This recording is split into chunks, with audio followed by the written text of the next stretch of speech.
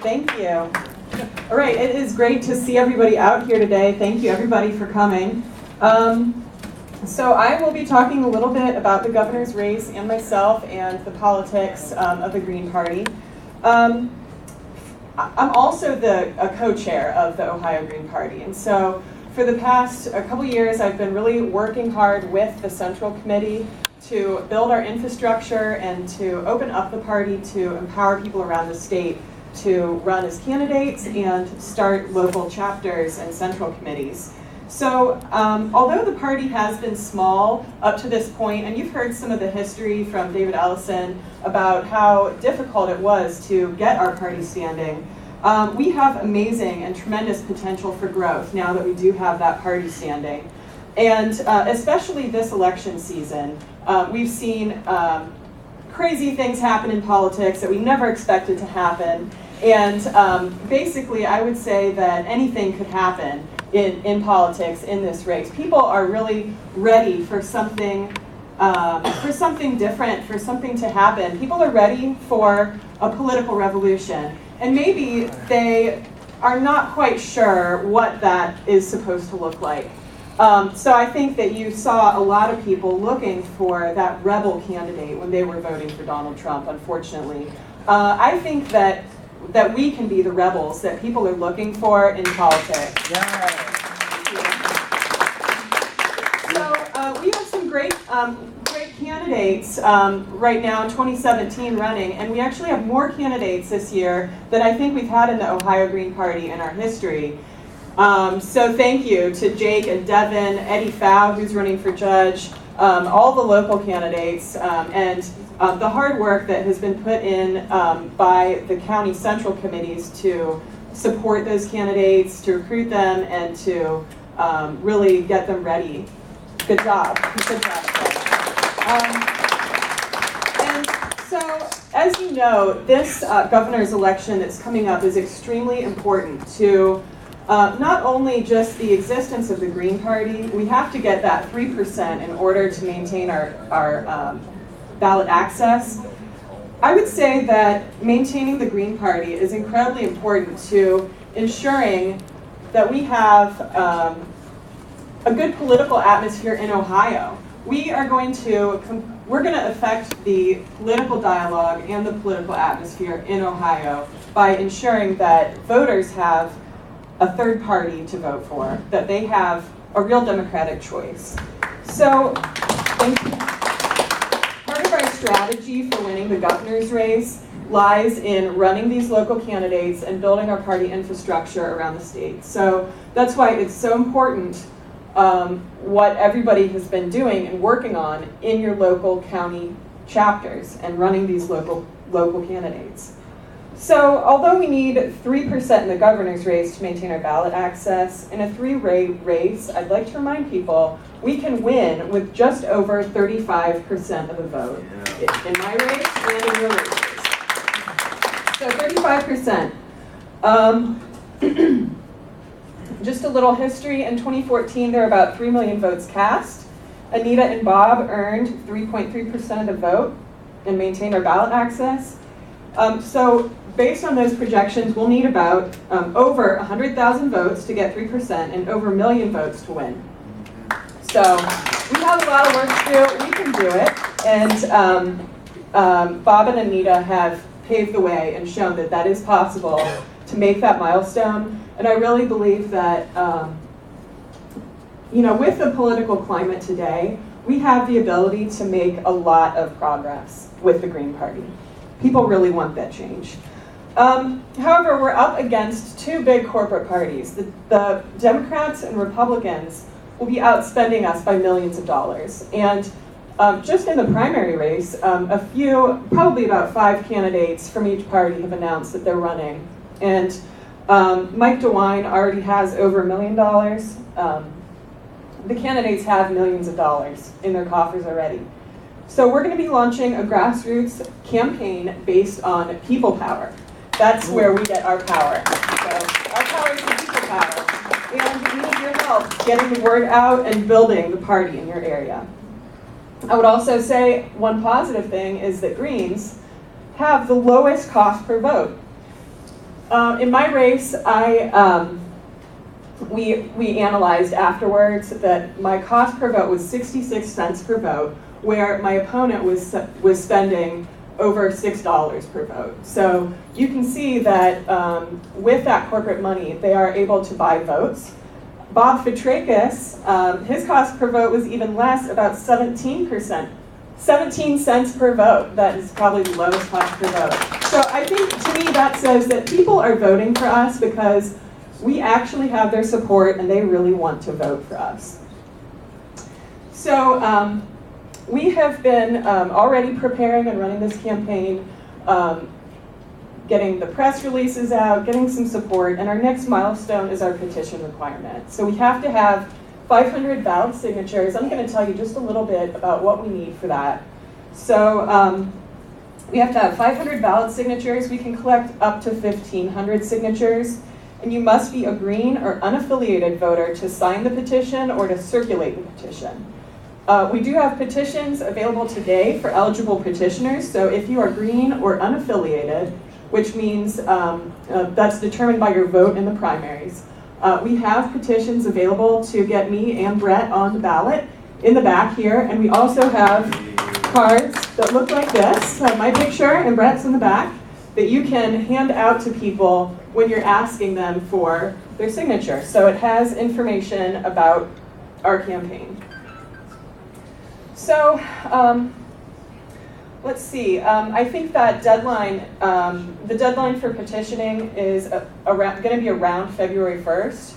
However, we really want to have our petitions turned in by November so that we know that we're in the clear, we have a petition, we have a candidate on the ballot, and if we can get this done quickly enough, we may even beat some of the Republicans and Democrats to getting on the ballot. I have not heard that any of them are on the ballot yet and have their signatures turned in. So that's something that we can still beat them at early on. And so I'm just recommending getting out there in the community and gathering signatures at bars, community events, the library, door to door in your community centers, and especially activist events and protests. There's a lot going on. There's a lot going on right now, and I'm going to talk a little bit more about that as well. So about me, I'm an activist. I'm a criminal defense attorney and a guardian ad litem in Franklin County. So let's see. I grew up relatively poor, or from a modest background with a young single mom. So I was raised by my mother, a nurse, my stepfather, a teacher, and my parents taught me the value of good health, good education, and the basics. I didn't have a lot of extras, but I had those basics. I was very lucky. I was extremely lucky to have that upbringing. And I learned the value of hard work, school, and a holistic approach to having a good life. So I rank education and healthcare way up there as things that are really important, that as a political party or as a governmental function, that's something that we need to provide for people as a baseline so that they can go from there and have a good life, build what they need to build once they have that basic foundation. As an attorney and guardian ad litem, I have worked with clients who are in all kinds of situations. They've been negatively affected by the system. I have clients who've been impacted by the opiate epidemic, including children. So I represent sometimes babies who are born addicted to drugs, children who their parents can't take care of them because of the drug issue, and also on human trafficking issues.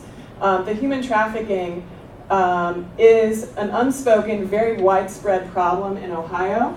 A lot of that does have to do with our economy and with the drug epidemic. So unfortunately, I've seen, generally with the teenage girls that I work with, a lot of times they come from unstable families. Sometimes their parents have died, gotten in accidents, had various issues, and they're finding themselves without support, and that's how they get into those situations where they're often exploited. And so, as I'm looking at all these issues, I'm thinking, okay, my top priorities are promoting universal health care.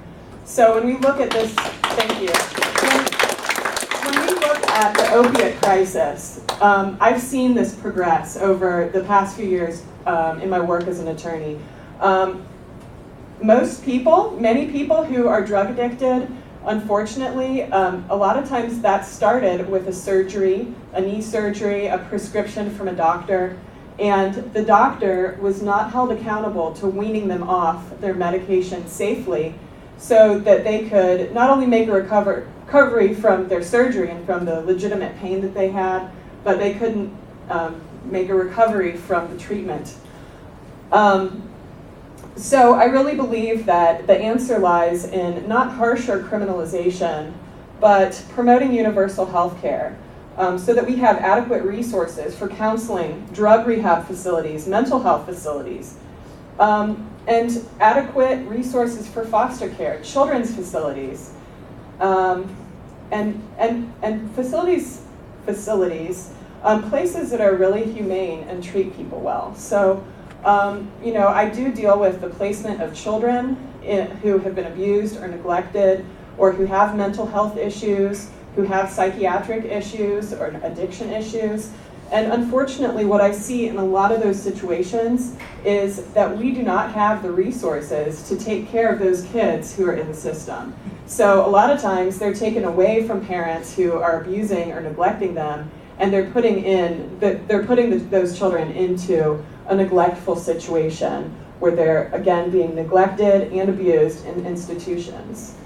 So I think that's something that we really need to pay attention to. We need to make sure that we have better schools.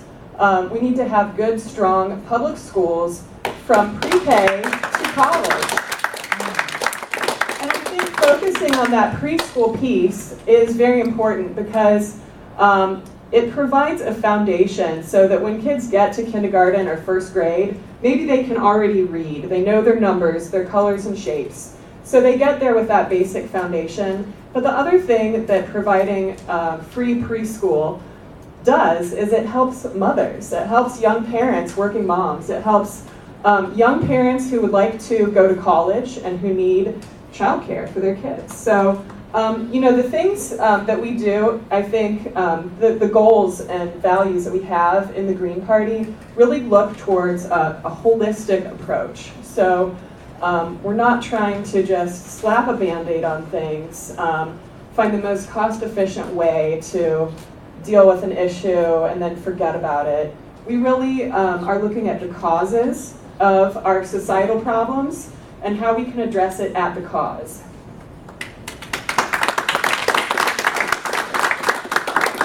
As a defense attorney, I've seen the impact of racial profiling and Jim Crow laws that have put our urban communities into crisis.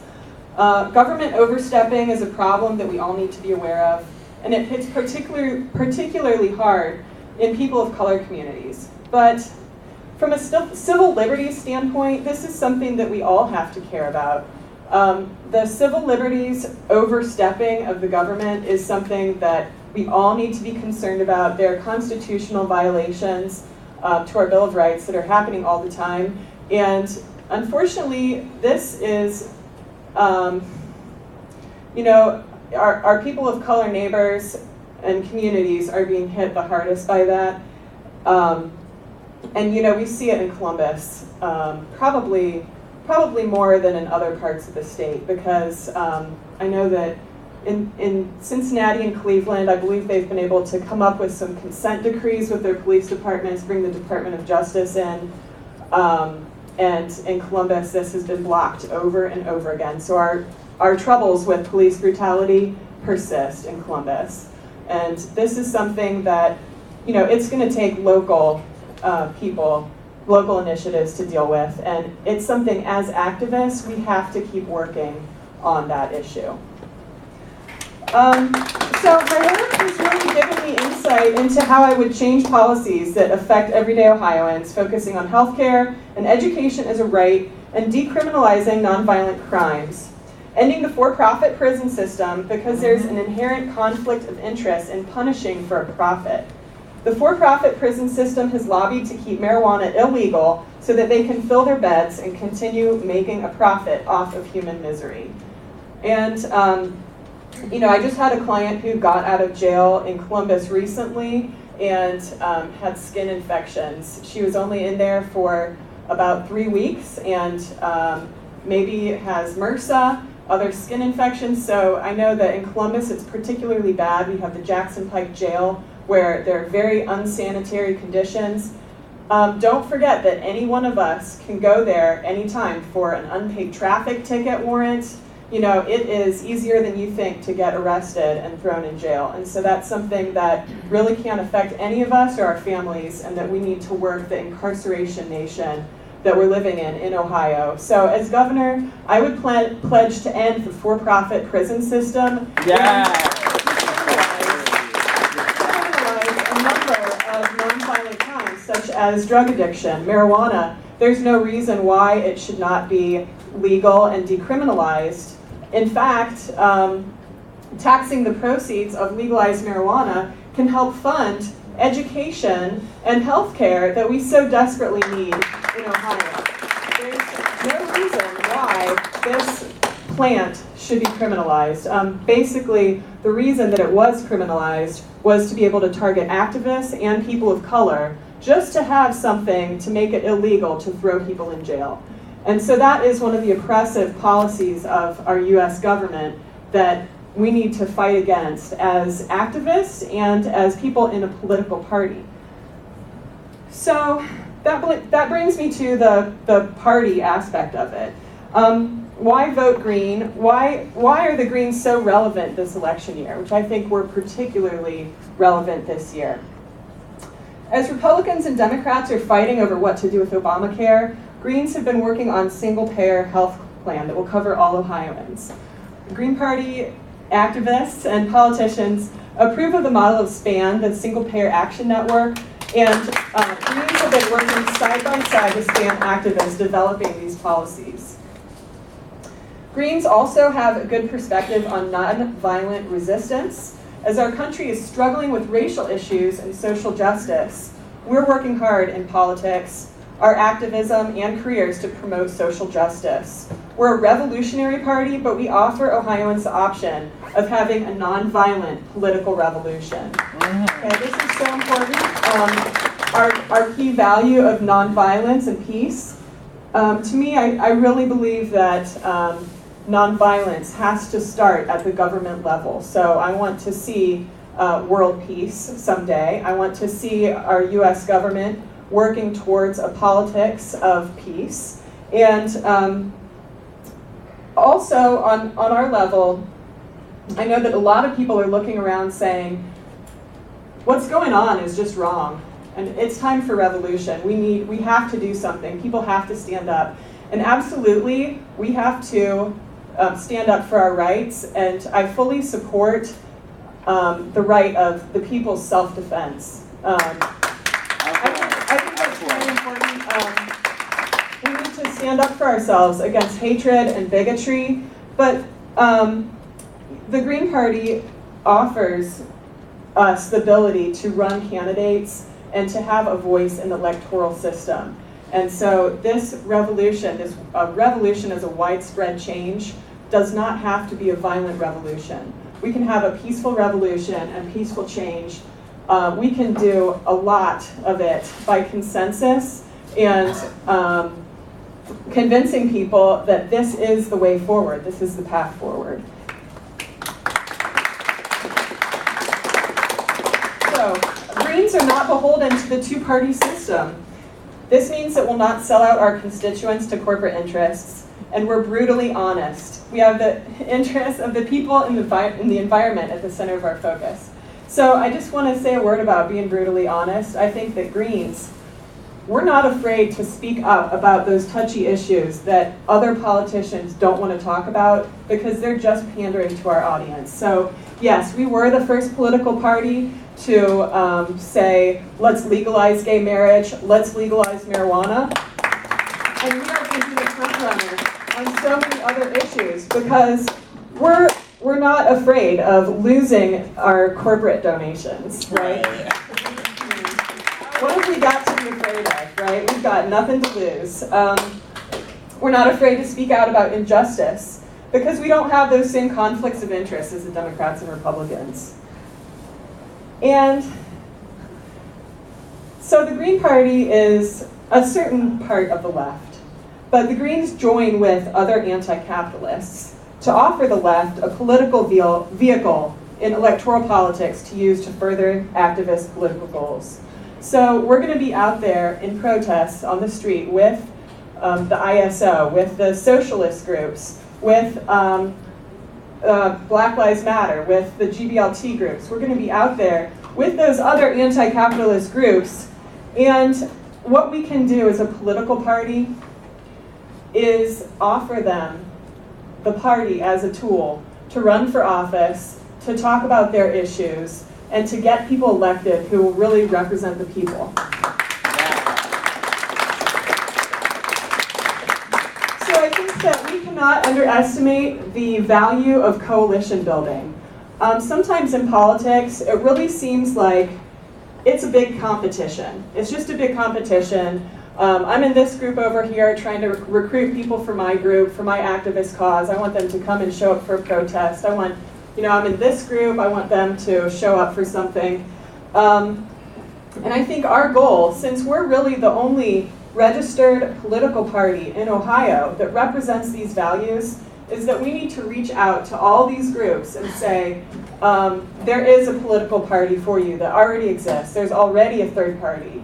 And you know what I've heard from some of these groups is, wow, wouldn't it be great if there was a third party that stood up for grassroots democracy and saving the environment? And so I just have to get on those chats and say, look, we're here. We have the Green Party. This already exists.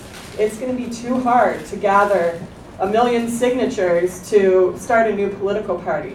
We have this. We have to offer it to our other activists, to our fellow activists. It's coalition building.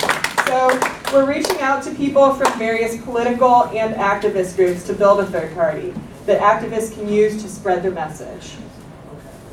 All right, and I think some of what David Ellison was talking about in his historical speech and what we've heard about the journey that we've come on as a party, all the lawsuits, Bob Fitrakis suing for recounts and making sure that we have our political party status.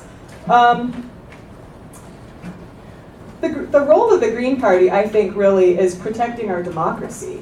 And that's something that I don't think gets talked about quite enough. A lot of people are mad at us because we're spoilers, whatever. But besides giving voters another option and candidates an easy way to run and get on the ballot, the Green Party, because we have standing, we've been able to do voter protection activities like organizing election observers and exit poll workers.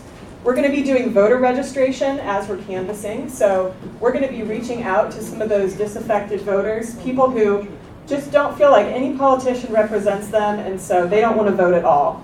We're going to be reaching out and having dialogue about politics across party lines. And we give free-thinking people and principled voters a choice that they can feel good about. So, yes. And I just really want to push that we very much believe in the principles of democracy. We want to give people a choice and a voice in our system, and that is why I'm running. I want people to have a choice. In addition to that, we want to care for Ohioans' human needs and provide health care, good education, and end the incarceration crisis in Ohio. We want to free our brothers and sisters and make sure that all Ohioans have a living wage and the ability to meet their basic needs. We recognize the imminent environmental crisis and will ensure that our clean water, air, and soil are a top priority in Ohio. I know that Governor Kasich, who I'll hopefully be replacing soon,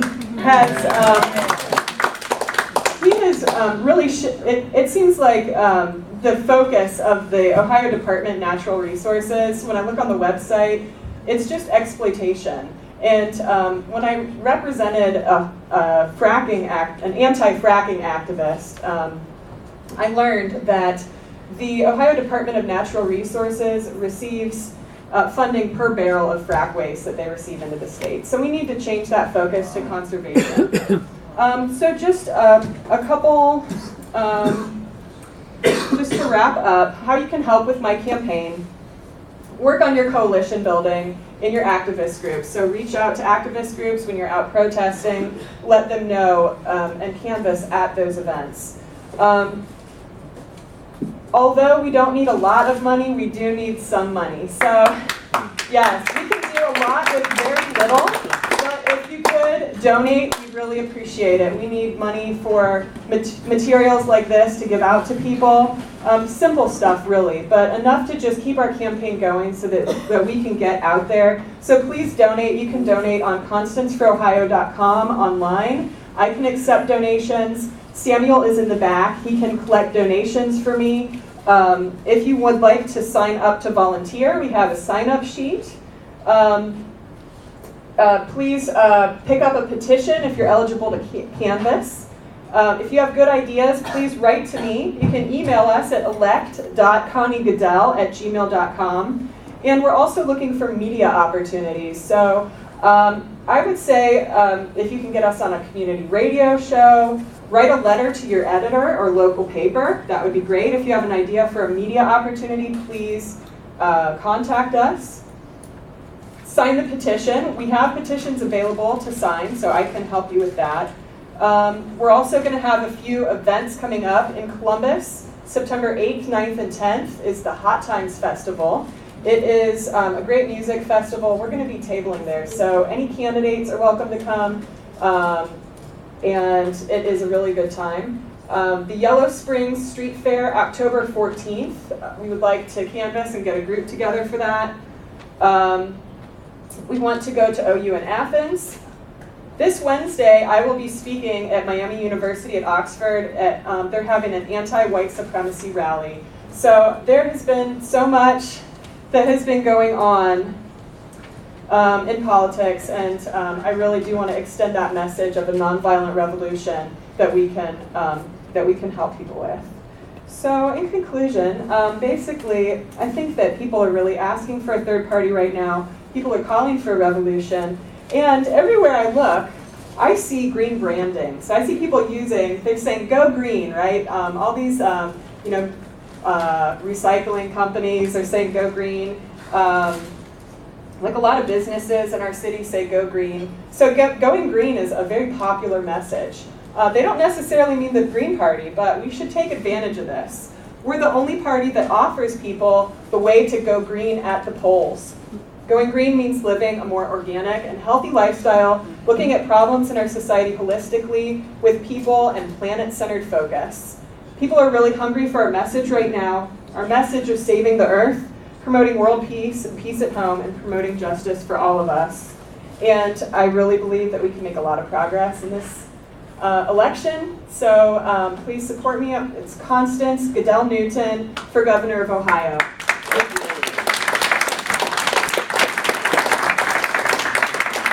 I do want to make a shout out to another candidate that's here today that didn't get to come up and speak. Adam Hickey's right there next to Devin. He's running for Congress, the 14th District. And you can follow him on Facebook. And Julie has cards.